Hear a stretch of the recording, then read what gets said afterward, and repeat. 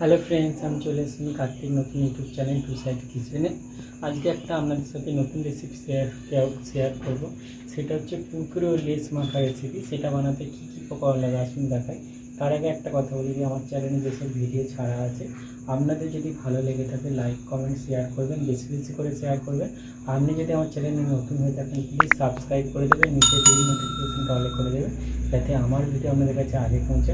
তাহলে লেস কুরকুরে মাখা রেসিপিটা বানাতে কী কী উপকরণ লাগে আসুন দেখা।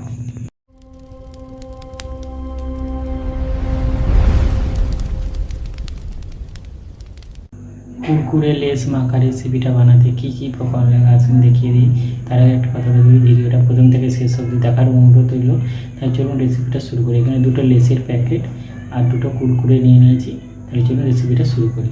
কুরকুরে লেসটা কেটে নিয়ে নিয়েছি থালাতে। এবার এর মধ্যে দিয়ে দেবো কাঁচা লঙ্কা, টমেটো আর পেঁয়াজ কুচি। এবার দিয়ে দেবো নুন। ভালো করে মেখে নেব।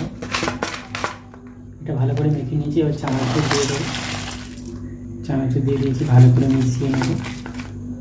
দেখুন আমার লেস কুরকুরে মাখা রেসিপিটা হয়ে গেছে।